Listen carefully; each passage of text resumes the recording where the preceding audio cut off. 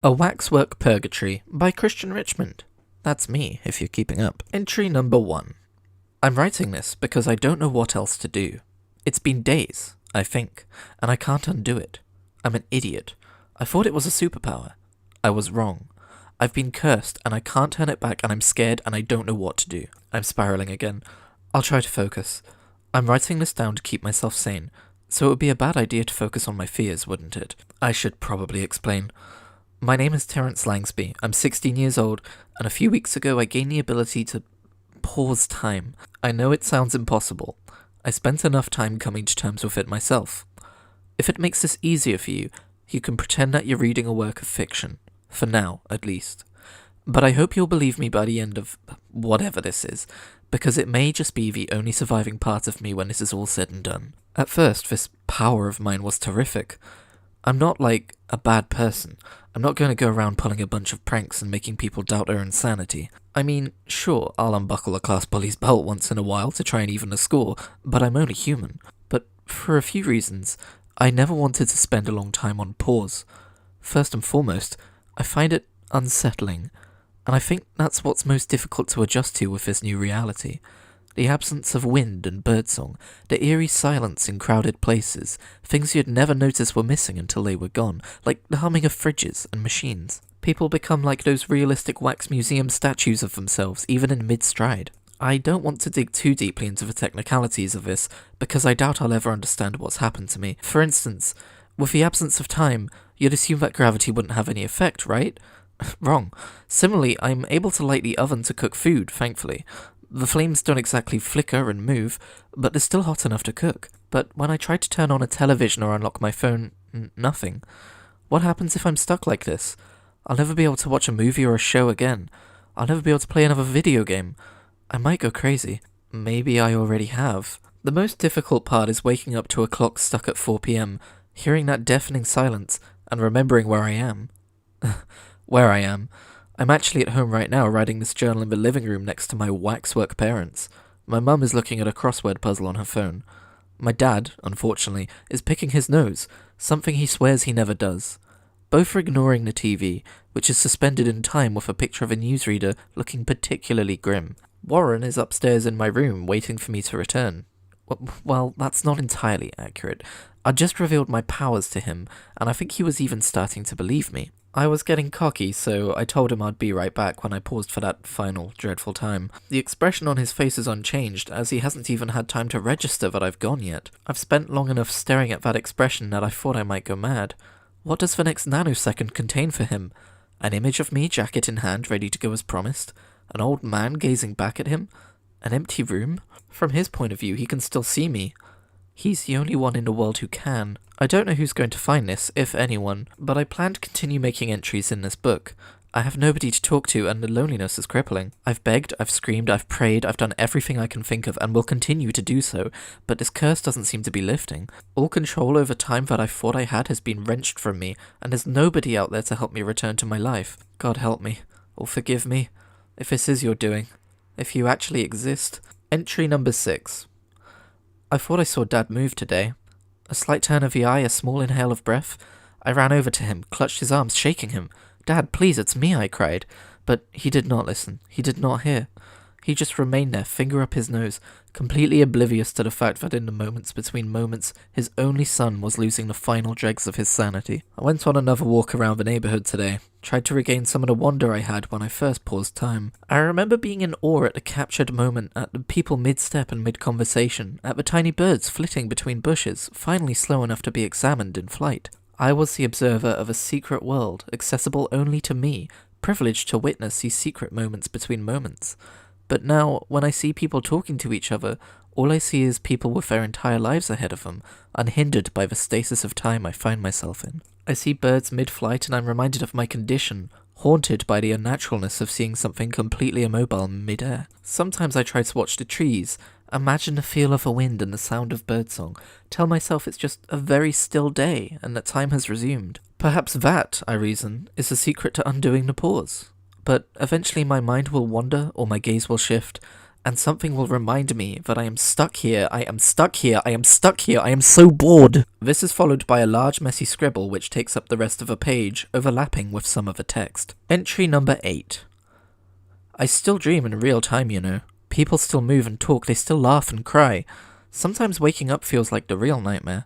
Except for last night. Well, you know what I mean. I dreamed that every time I walked up to someone, they slowed down, became wax. And when I tried to shake them out of their stupor, they began to melt, as if they were lit candles. I won't be keeping a dream journal. Entry number 11. I had a thought. Why am I sitting here in the same old house, wandering the same old neighborhood, losing my mind, looking at the same old wax figures?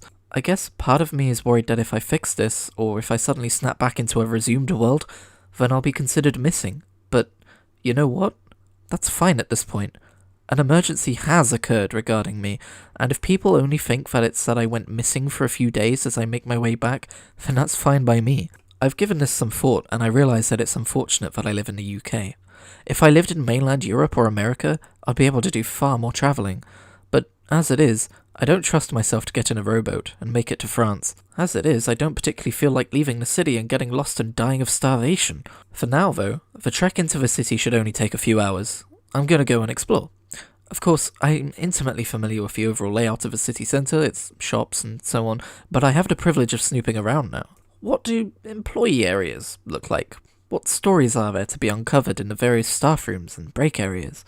If I'm feeling really risky, I might even check out some off-limit areas like police stations and so on. Listen, this stuff may not sound exciting to you, but it's what's keeping me going. Entry number 36. Brenda Cartwright is a 40-something manager at HMV with 2 kids whom I have decided are called Philip and James. I know this because there was a photo of them in her purse. Just like before, I am replacing everything I snoop through and changing names in case this journal ever sees the light of day.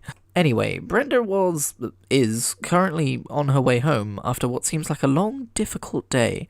There are worry lines all over her face after all. I found myself curious as to the source of her struggles.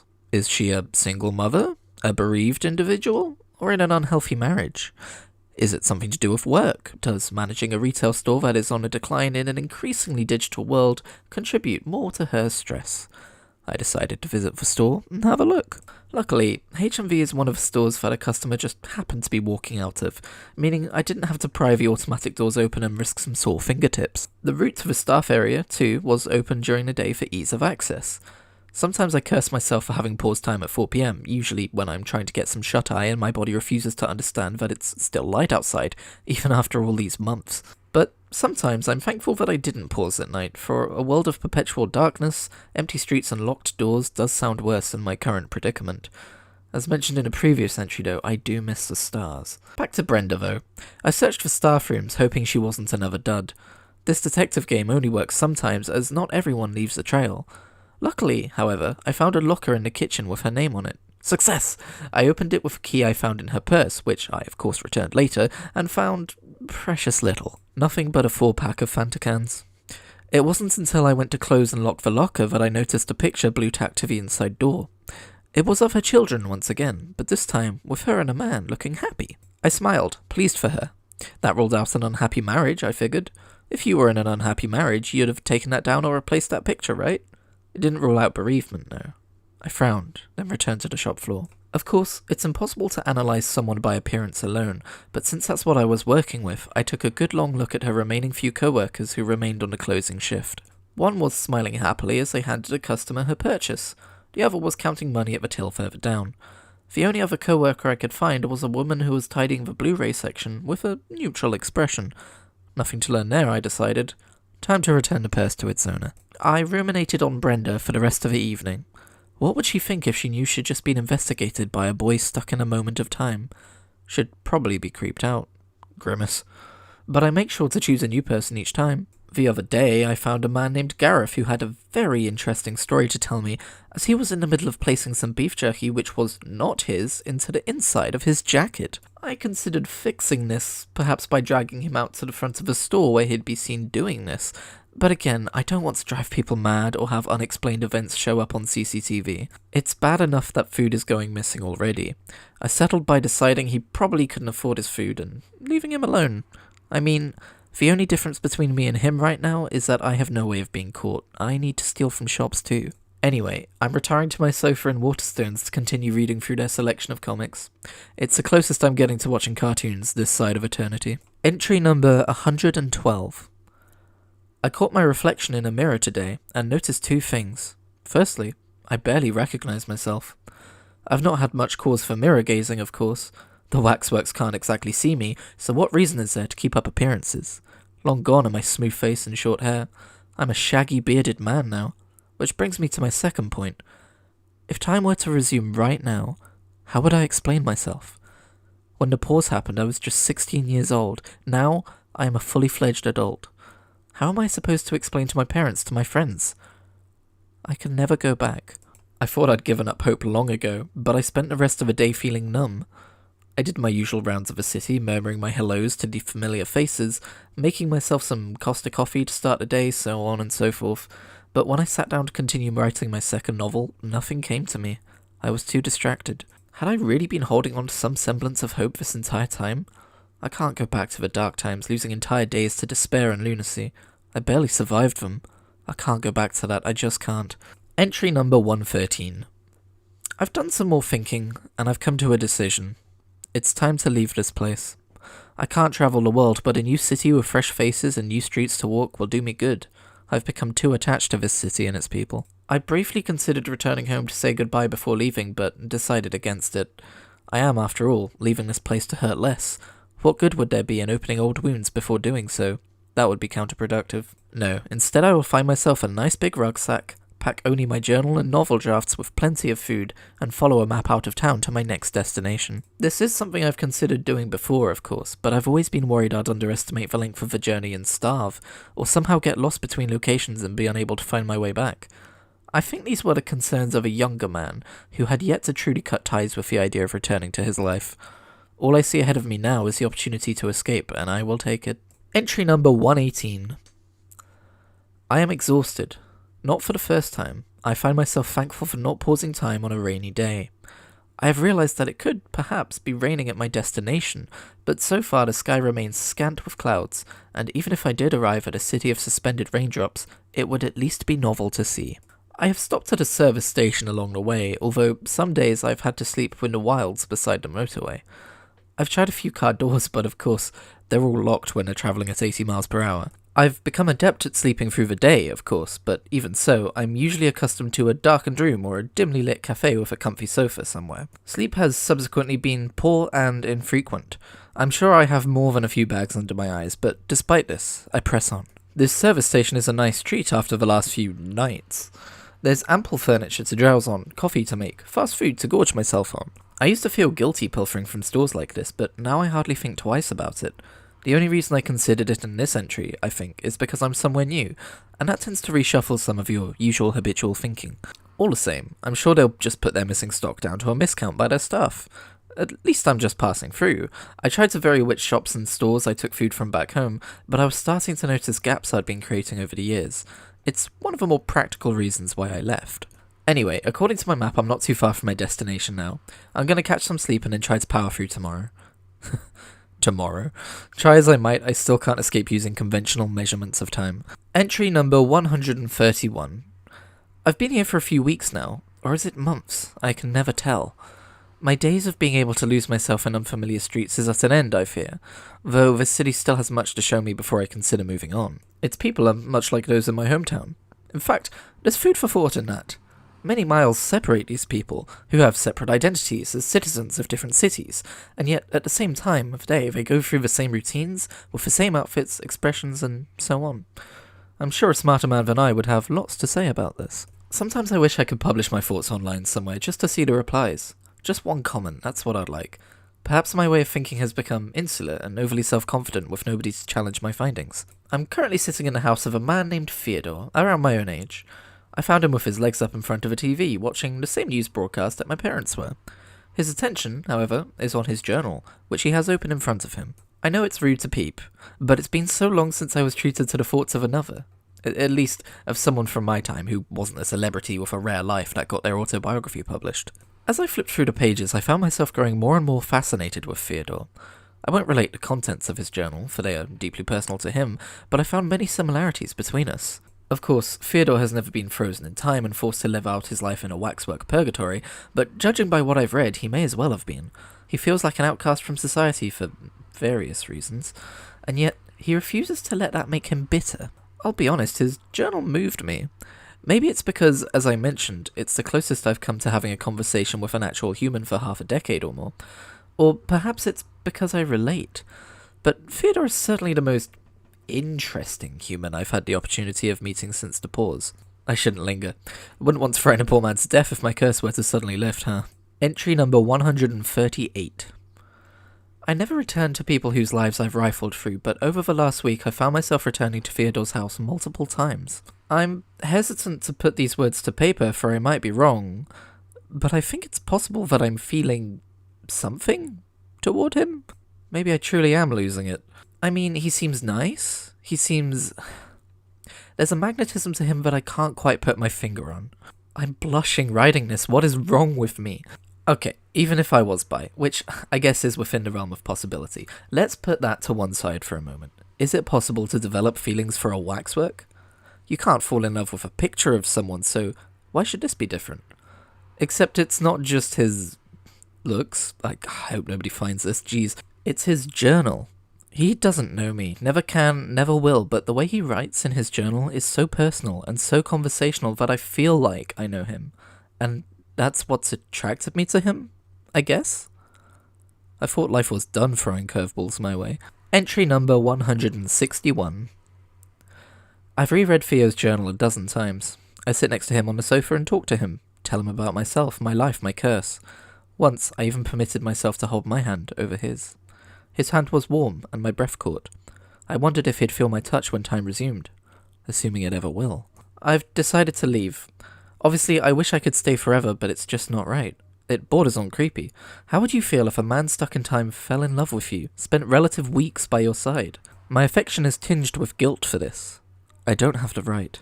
I debate fiercely with myself about writing him a note or leaving him with his journal. But again, think about it. Would you believe it? Or would you think you had a stalker? Which is more likely? It's bad enough that I read his journal. No, he's better off not knowing about me. He might not even like me if he met me. He's better off. I'll just write down the address so I can return in person if this curse ever wears off. Which it won't. A scribbled out address follows. Entry number 176. I remain hollow inside. As before, in my old hometown, I walk the streets out of habit, but my mind is elsewhere. I wish I'd never met him. I mean, what are the chances? There's few enough houses with reasonable entry for me to go and pry. People entering or leaving, people leaving their back doors open on this eternal day of relative warmth. I typically avoid residential areas for this reason. So what are the chances that I'd find that wonderful man with his heart on a page in front of him? That's just unfair. I've often asked what supernatural force is tormenting me, but in recent years I've discarded that notion as a teenager's melodrama. But now I'm convinced. This is some specially crafted hell. What did I do to deserve this? I tried to be a good person, even in this current state of being. What the hell did I do to deserve this? I miss music. At least as a teenager I'd be able to wallow in some melancholic playlist when I was feeling down. Now I have to be content with venting my frustrations in this battered journal which nobody will read. It's just not fair. Entry number 191. The key is to keep travelling. Staying in one place for too long invites ghosts, creates painful places, bad memories. The initial joy I feel upon exploring a new city, town or village is what keeps me going. At this point, I may just explore the entire country. Why not, right? The option is available to me as it is to so few others. I have to try and keep positive somehow. It's what Thea would want me to do, if he knew about me. So, once more I pack to leave. My bike is where I left it, of course. It's nice to know that I can leave things around and have them still be here when I come back. Entry number 192. Wow. Hello. It's been some time. A decade, maybe? 2? It's impossible to tell. I left this journal at one of my old caches that I'm just now revisiting. I just read through it in its entirety. It's painful. But I now wish I'd never stopped writing in it. To anyone who's reading this, I'd like you to know that things got better for me. I mean, I'm still stuck in the pause, don't get me wrong. The fear thing still hurts, but it's an old scar now. It was a lesson that I was always going to learn eventually. The attachment thing, that is. Not the bi thing. That was a bonus. I stopped prying into people's lives after that. I stopped because I'd been hurt, but I like to think I'd have stopped regardless. Reading that stuff back, it's a little icky. I think I was teetering closer to the brink of madness than I'd thought at the time. Nowadays, I'm happy to concern myself with the machinations of fictional characters. There's enough novels and comics across all the bookshops of Britain to keep a time-stuck man entertained for 100 lifetimes. I won't lie, I'm not living a fully satisfied life or anything like that, but I'm able to find happiness in simple things. Once, when travelling between cities, I found a stray cat named Ted. Well, I called him that, anyway. He's a black and white cat who seems to be in good health, if a little shaggy. I found him sitting upright, looking quite content, and, upon realising he wasn't anyone's cat in particular, I took him with me.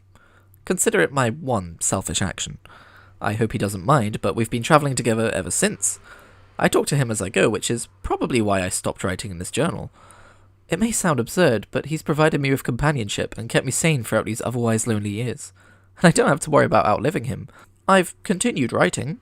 I have about 9 novels done, and I'm working on my 10th. I sometimes wonder if I'd have had the patience to write at all had I not been thrown this curveball in life. But I'm glad for the opportunity to work without distractions. It's my hope that I can get these works published somehow when time resumes. Which it will. I figure it has to. Just probably without me. We're actually reaching the end of this battered old thing now, and I think I know what I'm gonna do. I'm gonna give this journal as is to my friend Warren. He's the one I left in my bedroom all those years ago, that endless nanosecond earlier. When I get older, I'll travel back home and leave this on his desk with a note explaining my absence. Bizarre to think that despite all these years passing for me, it'll be mere moments for him. I'm going to start a second journal, but this one will be more of an autobiography. Rather than having entries that are written throughout the actual moments in my life, it'll be more of a well-structured look back, with thoughts and musings and so on. This one will go to my parents, along with my collection of novels. I hope I manage to convince them somehow. I hope I don't damage their sanity by trying. That being said, I'm still in, I'm guessing my 40s? I've got the odd grey hair and my back hurts, so it's a decent guess. I've still got many years of books to read and novels to write, with Tedward alongside me. That's one of his nicknames. Teddy, Tedward, Tedwardo, Sir Teddington of Tedsbury, you know how it goes. As I age, I do become concerned about potential health issues, what with no doctor to see and everything, but let's all assume I live to a ripe old age and find peace within myself and my life, shall we? To whatever force granted me the power to stop time, then trapped me in it, I spit at you. I hope the joy I've found in my condemned life leaves you with a sting in your eye. To my friend Warren, to whom I entrusted this journal, if you are still reading, thank you. It's important to me that somebody knows of me, of my life. Thank you for being a part of it. I never forgot you. That was A Clockwork Purgatory by Kristian Richmond, who, if you remember, is me. Thank you so much for listening. I hope you enjoyed this story. I am going to do another video talking a little bit more about it if you want to hear more about it, but if not, that's cool too. Thanks for checking it out.